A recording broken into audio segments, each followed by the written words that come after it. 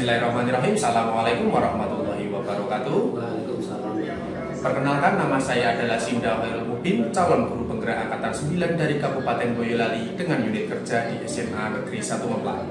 Pada kesempatan kali ini saya akan melakukan demonstrasi kontekstual pada modul 3.1 tentang pengambilan keputusan berbasis nilai-nilai kebajikan sebagai pemimpin. Maka dari itu hari ini saya akan mewawancarai kepala sekolah saya di SMA Negeri 1 Ngemplak, yaitu Bapak Maryati, Sarjana Pendidikan Magister Pendidikan. Selamat siang Bapak. Selamat siang. Mohon maaf ini mengganggu waktu panjenengan, minta waktu pelonggarannya untuk bisa diwawancarai Pak terkait dengan pengambilan keputusan. Ada beberapa pertanyaan Pak yang ingin saya tanyakan. Yang pertama, bagaimana Bapak menjalankan pengambilan keputusan di sekolah ini apabila ada masalah yang ternyata itu sama-sama benar atau sama-sama mengandung nilai kebajikan? Terima kasih. Terus terang aja, saya itu papa sudah lama belajar terus. Untuk regulasi itu yang pertama saya gunakan.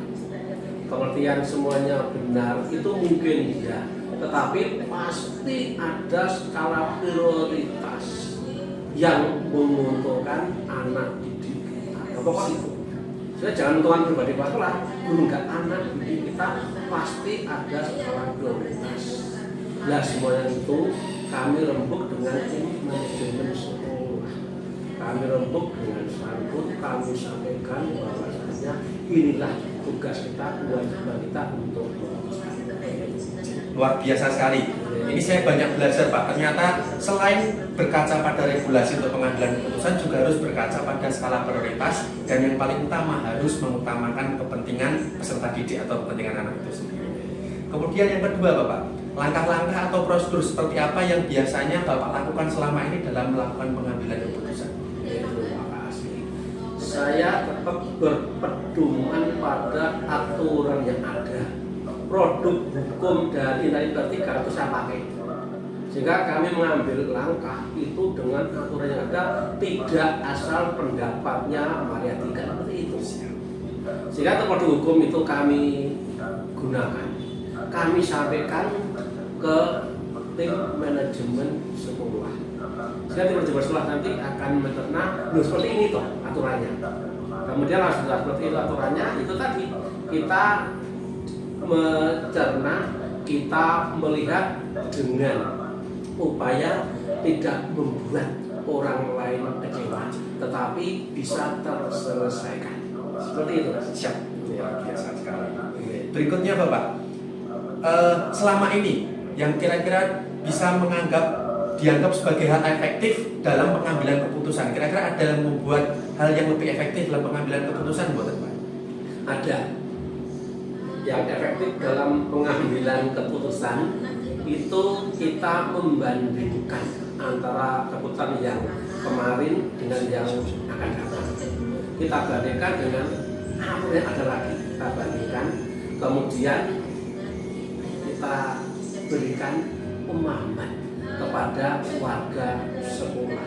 Harapan kami untuk visi misi sekolah itu yang utama. Program kerja sekolah jangka menengah, jangka tahunan itu yang harus kita capai. Berikutnya Bapak, kira-kira selama melakukan pengambilan keputusan sejauh ini ada mboten tantangan dalam pengambilan keputusan? Pasti ada tantangan. Terus terang saja, saya itu tidak suka kalau hanya status quo, hanya itu, saya nggak suka. Saya tetap berani berubah walaupun itu tidak zona nyaman. Karena apa? Kami di negara harus berani merubah hal-hal yang kurang baik menjadi baik. Kalau tantangannya banyak, tapi status quo inginnya kan nyaman. Inginnya nyaman, dia enak, dapat hak, tidak berkurang. Kalau saya enggak seperti itu. Tetap saya harus berani melakukan apapun resikonya. Biasa sekali. Yang penting berani berubah demi kebaikan. Nah iya, tentu itu nggih. Berikutnya Bapak, kira-kira selama memutuskan pengambilan keputusan yang Bapak ambil ini memerlukan waktu atau memerlukan tenggat waktu atau diselesaikan di tempat saat itu juga Pak? Oke, terima kasih. Saya kalau berkeinginan itu dengan waktu tertentu. Karena apa? untuk pekerjaan itu sangat dinamis.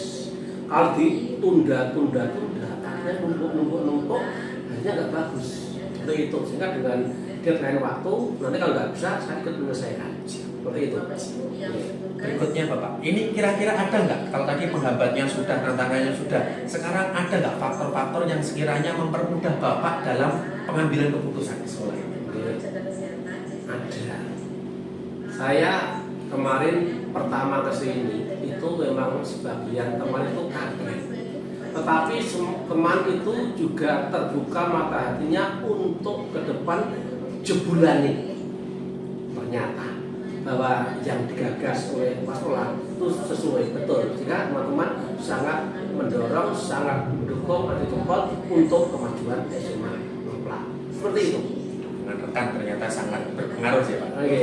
Dan pertanyaan pamungkas dari saya Bapak, setelah Bapak berpengalaman luar biasa banyak dan sudah melakukan pengambilan keputusan yang begitu banyak, kira-kira pembelajaran apa yang Bapak petik? Sekaligus minta pitutur luhurnya dari Bapak untuk saya suatu saat nanti saya bisa berposisi menjadi pengambil keputusan agar bersikap yang terbaik. Oke, terima kasih. Kita harus bisa membuat pilar pendidikan karakter. Contoh saya ada 3. 1, bangga dengan cara prestasi. Yang kedua itu punya kepribadian intelektual. Yang ketiga sadar kenapa kita Tuhan Yang Maha Esa. Seperti itu. Sehingga untuk yang kami itu di situ kami kerja. Teman-teman di situ saya bertanggung jawab Tuhan Yang Maha Esa untuk mengelola, untuk membenahi, tidak karena uang, tidak karena faktor lain. Saya lihat dengan ibadah. Boleh dibuktikan. Kemudian yang paling pokok tetap ihadar dirantoro ing ngaso sumuturodo ing madya mungkaso tuturi handayani, tidak hanya perintah tapi memberi contoh, melakukan sampai finish. Seperti itu boleh dilihat. Oke, itu. Terima kasih Bapak atas wawancaranya, luar biasa sekali berbagi ilmu. Ini mungkin saya tidak dapatkan di tempat lain Pak, ilmu dari panjenengan ini. Insya Allah ini jadi motivasi bagi saya pribadi untuk ke depan lebih baik. Dan sekali lagi terima kasih atas perjalanannya dan terima kasih atas waktunya Pak. Tambah sedikit ya. Sedikit.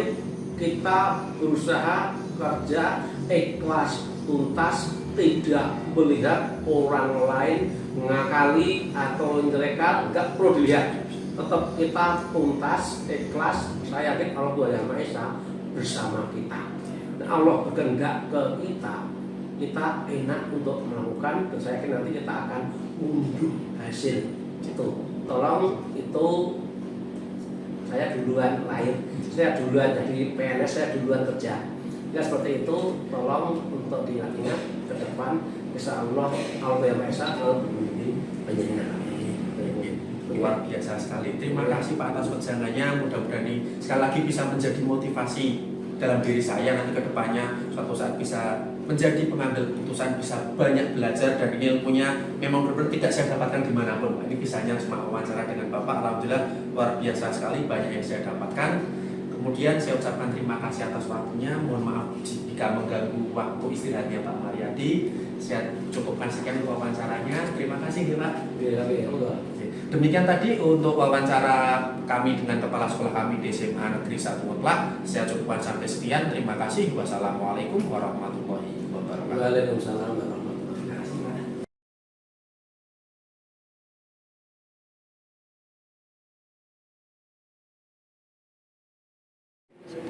Assalamualaikum warahmatullahi wabarakatuh. Perkenalkan, nama saya adalah Sinda Khairul Mubin, calon guru penggerak angkatan 9 dari Kabupaten Boyolali dengan unit kerja di SMA Negeri 1 Ngeplak. Pada kesempatan kali ini saya akan melakukan demonstrasi kontekstual pada modul 3.1, yaitu pengambilan keputusan berbasis nilai-nilai kebajikan sebagai pemimpin. Pada kesempatan kali ini saya akan mewawancarai kepala sekolah di SMA Batik 1 Surakarta, yaitu Bapak Sutana, Magister Sastra Pendidikan, Magister Pendidikan. Mohon waktunya nih Bapak untuk bisa diwawancarai berkenaan dengan pengambilan keputusan yang berbasis nilai-nilai kebajikan. Kita mulai ya Pak Tana. Ya. Pertanyaannya kurang lebih begini Pak Tana. Selama ini bagaimana Pak Tana menjalankan pengambilan keputusan di sekolah, terutama untuk kasus-kasus di mana dua kepentingan itu sama-sama benar atau sama-sama mengandung nilai kebajikan? Ya, Saya sampaikan Mas Sinda, terima kasih. Kami di SMA Satu Jakarta, pimpinan memang kepala sekolah, tapi kami punya namanya waka yang membantu di ranah operasional di sekolah ini. Di sana juga ada staf waka yang membantu di waka masing-masing. Kami di Baris 1 memang problem yang ada harus diselesaikan, tapi tidak semuanya problem itu diselesaikan sendiri oleh kepala sekolah, tapi bisa berlimpahan, bisa bersama-sama. Maka kalau kemudian terkait dengan kegiatan di sekolah, kami selalu tiap hari hampir itu ada pertemuan pimpinan di sekolah ini. Jadi setiap ada permasalahan di forum itulah kami selesaikan bersama. Meskipun tetap menjadi poin utama pimpinan adalah kepala sekolah, tetapi kami mencoba bahwa karena ini terkait dengan banyak orang, banyak siswa, banyak kepentingan, maka kami mencoba bahwa apa yang menjadi keputusan itu sudah dari berbagai masukan, terutama dari para wakaf yang ada di sekolah kami. Maka kami sampaikan setiap permasalahan, kami coba masukan dari para wakaf untuk menjadi keputusan bersama, sehingga kami di Baris 1 keputusan itu menjadi keputusan bersama hasil dari masukan para teman-teman wakaf dan staf yang ada. Itu. Luar biasa sekali jawabannya Pak Tanah. Saya banyak belajar ini. Ternyata langkah-langkah untuk mengambil keputusan itu tidak serta-merta sakit-sakit istilah Jawanya, tapi harus melalui prosedur, harus melalui berbagai banyak pertimbangan. Begitu. Kira-kira hal apa yang selama ini Pak Tanah anggap efektif dalam pengambilan keputusan ini? Ya, efektif itu kalau kemudian saat pertemuan itu ada permasalahan dari lapangan, jadi ada dari bawah, dari guru, dari karyawan, kemudian masuk ke para wakaf. Dari wakaf kemudian akan kita rembuk bersama di forum pimpinan, sehingga kami melihat di forum itulah barangkali yang paling efektif untuk menyelesaikan setiap permasalahan di sekolah ini, karena itu ranah di lapangan, kita bisa sampaikan dan ada masukan dari para wakaf, kesiswaan, kurikulum, humas, kemudian sarana-prasarana, dan itu sudah ranah dari semua sekolah ini, sehingga kalau kemudian kita sepakat untuk diselesaikan dari pimpinan, maka itu saya melihat paling efektif untuk bisa terselesaikan di sekolah ini. Luar biasa sekali. Berikutnya Pak Tanah, kira-kira hal apa saja yang selama ini merupakan atau menjadikan tantangan dalam pengambilan keputusan yang ada kasus-kasus dilemanya? Permasalahan di lapangan kadang yang menjadi keputusan adalah satu, ada kedekatan emosional ya. Ya, satu dan emosional antara guru, kemudian pimpinan dengan para siswa. Itu ada kecenderungan ke sana. Yang kedua ada beda kepentingan. Itu ada. Jadi kalau kemudian satu ranah pimpinan sama bahwa ini harus maju, SMA ini harus berkembang, maka pasti akan memudahkan. Tapi kalau kemudian ada ranah-ranah dari pribadi untuk menjadikan dia bagian tertentu, maka itu kurang bagus untuk perkembangan. Yang ketiga adalah dari kondisi lingkungan sekolah ini, karena ternyata bahwa sekarang di sekolah-sekolah itu ada perubahan-perubahan besar terkait dengan siswa yang berbeda karakter.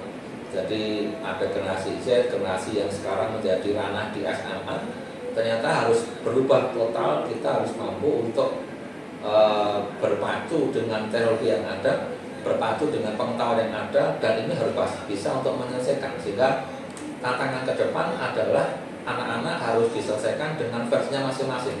Maka ada teknologi, ada pengetahuan baru, termasuk di guru penggerak, ada banyak pengetahuan baru yang sangat memungkinkan dipakai untuk membantu menyelesaikan permasalahan di sekolah kita. Gitu. Luar biasa sekali, ternyata tantangannya lumayan banyak nih Pak. Ya. Saya banyak belajar ini. Berikutnya Pak Tanah, ketika ada kasus dilema etika, Pak Tanah menjadwalkan atau mematok atau mentarget ini harus selesai dalam sekian waktu atau seperti apa Pak biasanya? Kalau ada permasalahan tidak ada